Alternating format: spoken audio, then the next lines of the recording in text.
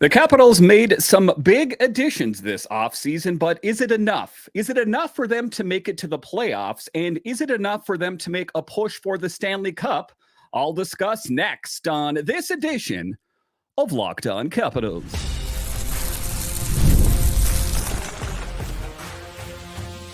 Your Locked On Capitals, your daily podcast on the Washington Capitals, part of the Locked On Podcast Network, your team every day. Well, hello and welcome into this edition of Locked On Capitals. I'm so glad you decided to join me today. As always, this podcast is free and available on all the major platforms, including the SiriusXM app and on YouTube. And I want to thank you for making this your first listen each and every day. My name is Dan Holme. I've covered the Capitals for the last 3 seasons for Locked On and various other outlets before that. I'm also the host of the weekly show called The Capitals Minutecast, available wherever you find your podcasts. You can find me on Twitter. It's at DanCaps218. You can find the show on Twitter. It's at Locked On Caps. And the best way that you can help grow the show is to subscribe to Locked On Capitals on YouTube and comment anything down below.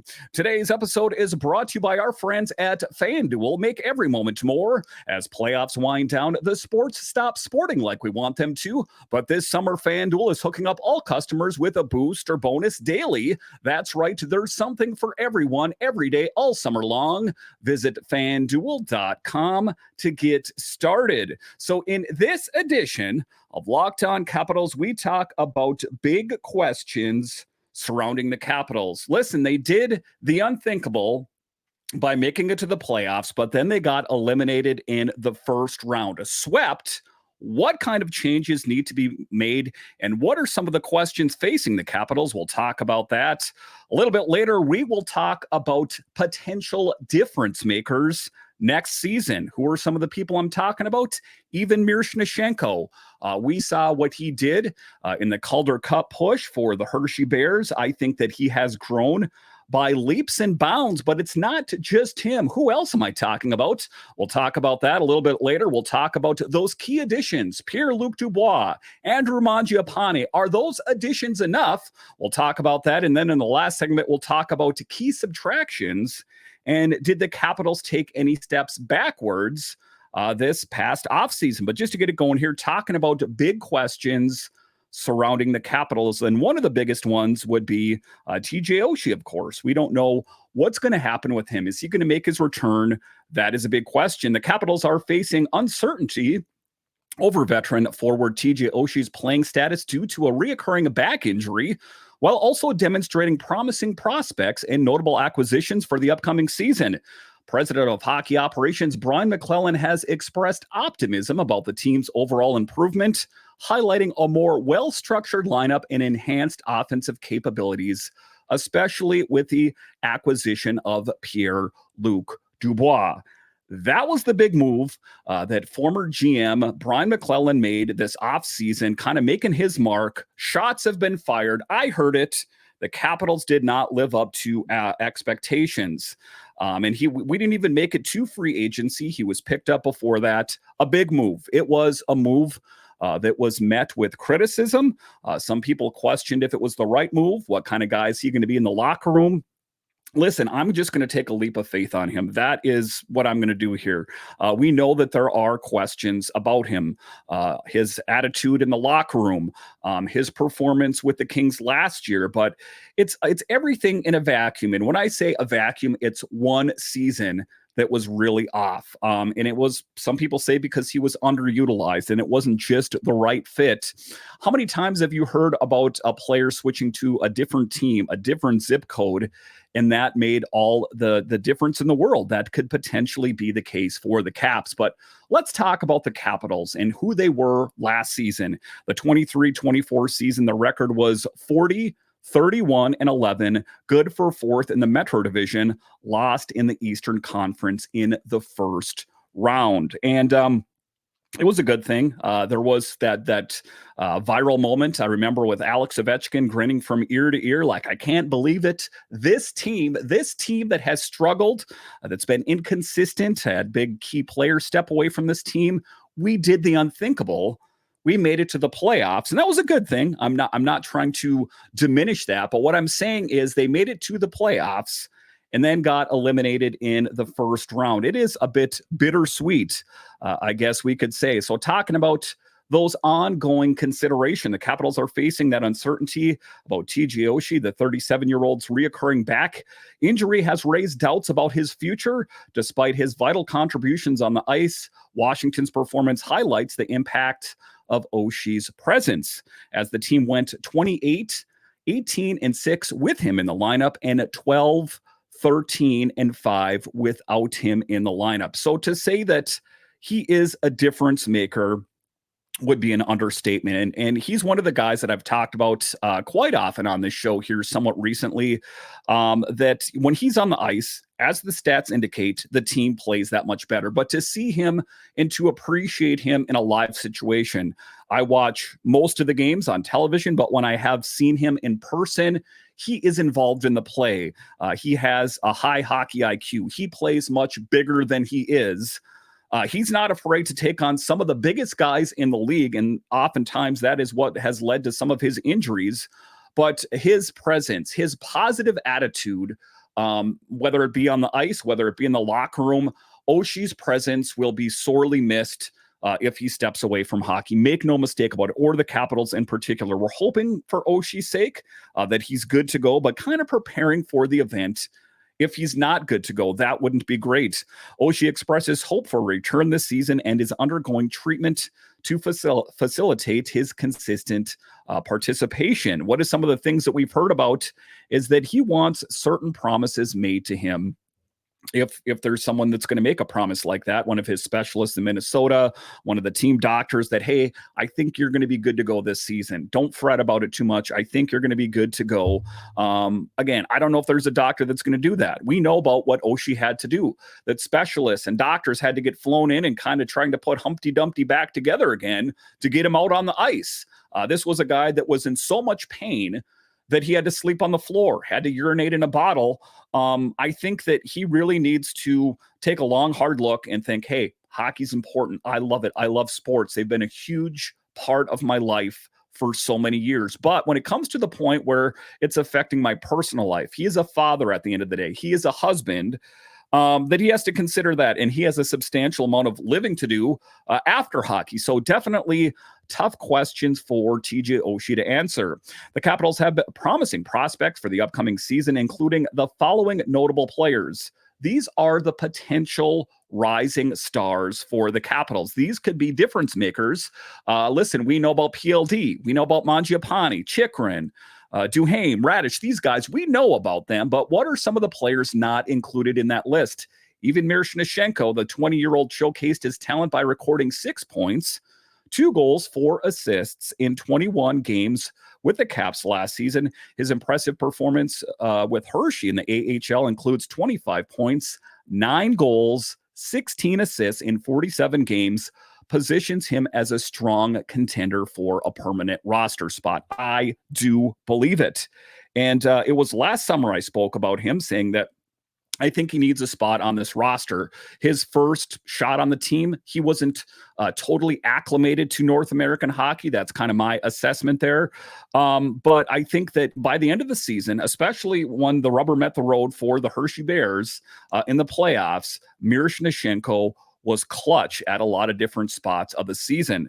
Another player should come as no surprise, Ethen Frank. The need for speed, Ethen Frank, who was very quick. What is some of the things we hear about the Capitals all the time? They need to get younger. Ethen Frank is that. Faster. Ethen Frank is that. And he's got a pretty good skill set. The 26-year-old had a standout season in Hershey, tallying 47 points, 29 goals, 18 assists in 64 games and 17 points, 10 goals, 7 assists in 18 playoff games. So the guy isn't just fast. He isn't just young. He knows how to put up points. 47 points, 29 goals, 18 assists in 64 games and 17 points, 10 goals, 7 assists in 18 playoff games. That's pretty good. That's a pretty good upside. If that can translate to the Capitals, the National Hockey League, sometimes it does, sometimes it doesn't. On paper, it seems like he is the guy to get it done. His speed and offensive capabilities make him a promising prospect for the Capitals. So definitely exciting. And another player that's not going to be ready this next season, we know that, but in the future is Ryan Leonard. And I have spoke ad nauseum. Why? Because what Ryan Leonard will mean for this team in years to come. A difference maker. We're kind of wishing that he was, going to join the team this season, but I understand he wants to play his sophomore season back in Boston. The 19-year-old was a key player for Boston College, finishing his freshman season with an impressive 60 points, 31 goals, 29 assists in 41 games. Despite rejecting an opportunity to join the Capitals ahead of the playoffs last season, Leonard is highly anticipated prospect for the team.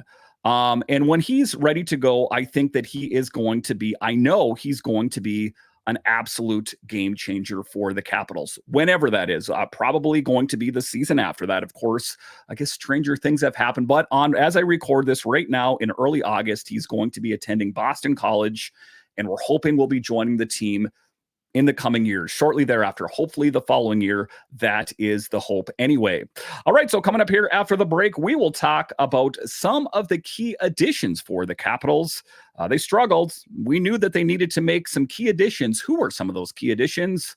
I'll discuss straight ahead.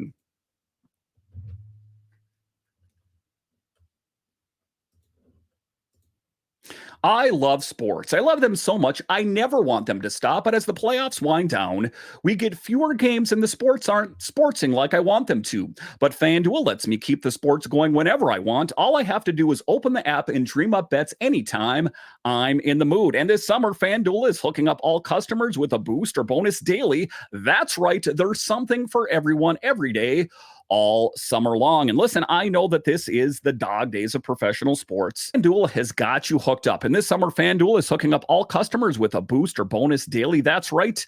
There's something for everyone every day, all summer long. So head over to FanDuel.com and start making the most of your summer. FanDuel, official sports betting partner of Major League Baseball.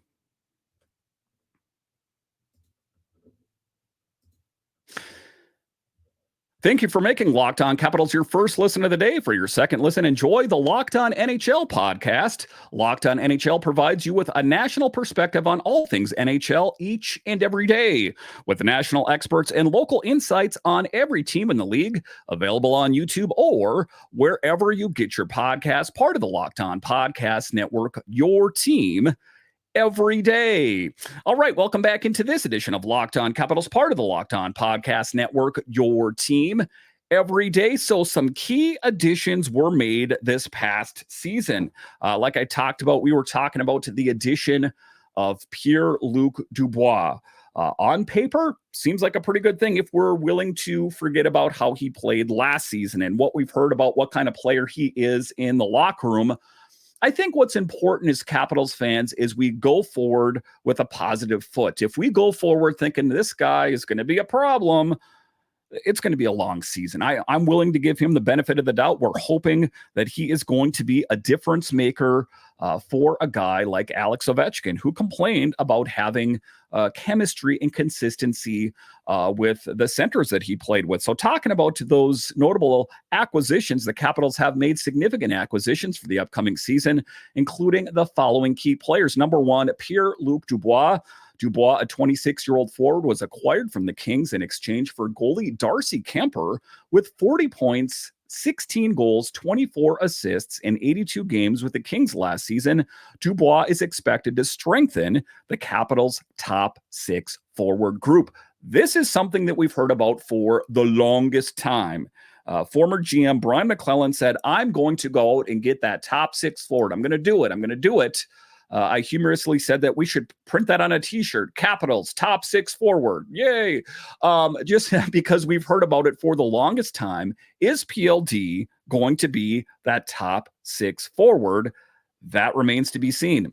This trade marked Dubois' third team in 3 seasons, reflecting the Capitals' commitment to integrating his skills into their lineup.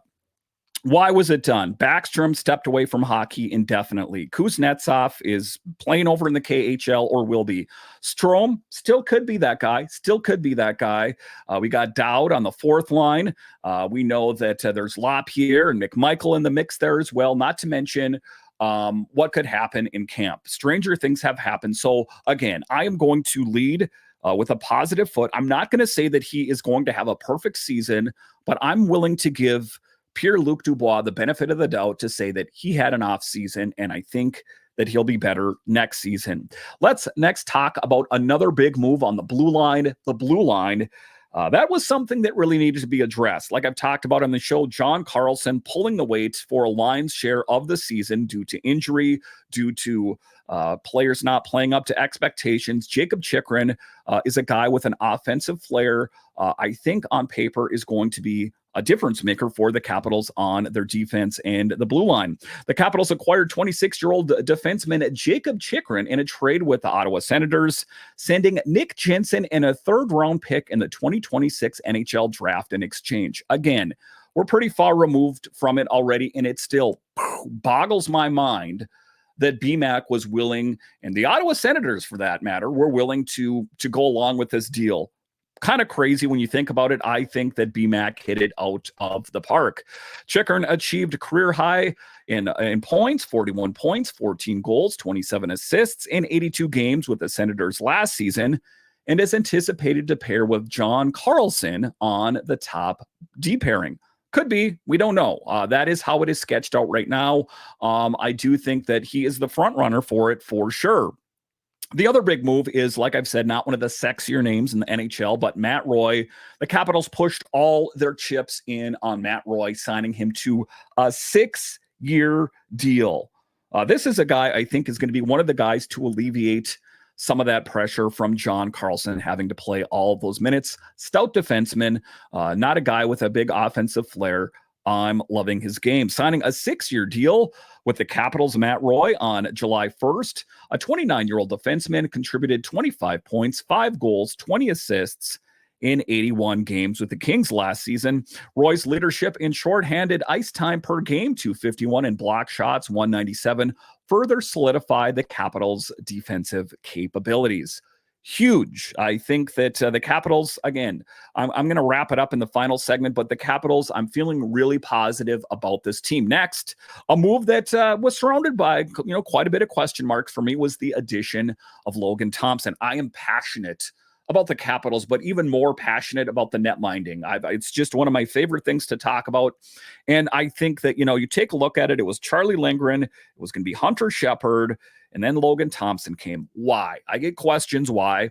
Well, Logan Thompson and Charlie Lindgren are both entering into contract years. After that, it's just going to be Shep Daddy. It's going to be Clay Stevenson. And ultimately, why? The big question, the contract year, which I spoke of, but Charlie Lindgren had a really great season last season. The season before, really good in December, not so much after that. So I think the question on Charlie Lindgren was, is it sustainable? Is his winning sustainable? Otherwise, all that pressure is going to have to go on Hunter Shepard. So why not pick up a player that's familiar to the Capitals organization and Logan Thompson, bargain basement shopping, played very well with Vegas. I think it's a good thing, kind of to put the pressure a little bit on Lindgren that, don't rest on your laurels too much. You did really well for the Capitals last season, but there's a guy, Logan Thompson, that could fight you for your job.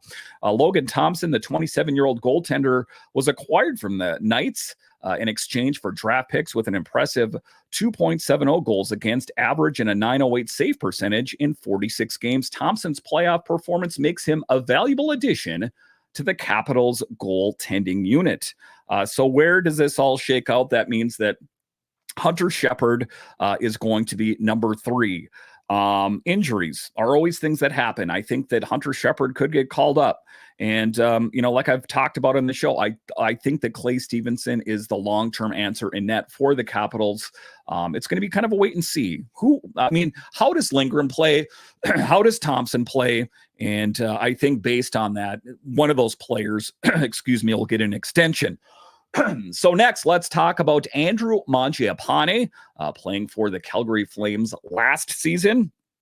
And listen, the Capitals were looking for goal scoring. They struggled with it. Strome was a guy carrying the bulk of the mail for the Capitals last season until the All-Star break, until Ovechkin turned on the Jets. Andrew Mangiapane fixes to be one of the big pieces on the Capitals offense, acquired from the Flames for a second-round pick in the 2025 draft. 28-year-old Andrew Mangiapane contributed 40 points, 14 goals, 26 assists in 75 games last season, with the potential to become an unrestricted free agent after the season. Mangiapane offers versatility and offensive prowess to the Capitals roster. A move I like. And you know, some people are saying that there were bigger names out there. You know, you heard about Gensel, you heard about Marchessault, you heard about this and that and the other thing. The Capitals were able to acquire these players without having to mortgage the farm. We didn't have to give up a whole lot. One of the things I talked about last week, or the week before rather, was that the Jets were all in on Connor McMichael for Rutger McGroarty. You know, some people might say that would have been a good move, but I'm glad at the end of the day that the Capitals didn't try to part with too many key players. So these players that we got, I think, have a good upside. Like B-Max said, there is some risk associated with it. That is okay. Next, talking about Brandon Duhaime. So what is some of the things that we know is Beck Malenstyn and Nicholas Aube-Kubel went out to the Sabres. What are they doing? Scooping up our fourth line? I'm not loving that too much, but BMAC went and solidified those roles by picking up Brandon Duhaime, signing a 2-year contract on July 1st. A 27-year-old forward, Brandon Duhaime, recorded 13 points, 5 goals, 8 assists in 80 games with both the Wild and Colorado Avalanche. Duhaime is expected to provide depth and energy to the Capitals' fourth line. Also Radish in that mix as well. He is looking to have a bounce back season. It's going to be interesting to see how this all shakes out. All right, so coming up here after the break, we talked about the key additions, but the Capitals lost some big players as well. Let's talk about those players and the impact of their subtractions straight ahead.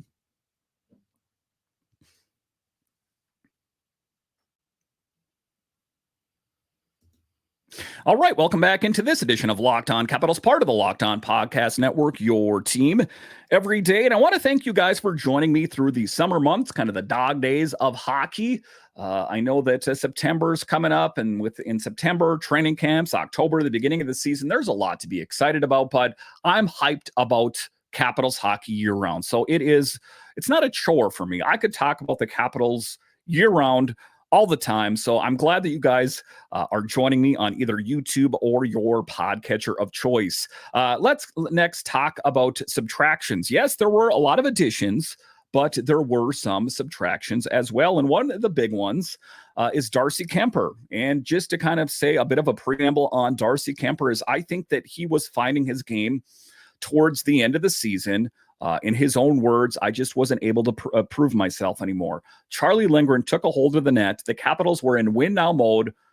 Listen, the guy's a Stanley Cup winner. He has quite a history, but it's not a total loss. The Capitals it's not a loss at all, really. The Capitals got Pierre-Luc Dubois. On paper, I think is going to be huge. And the net minding situation is in a good spot. Logan Thompson, Charlie Lindgren, Hunter Shepard down there as well. The Capitals are in a good position.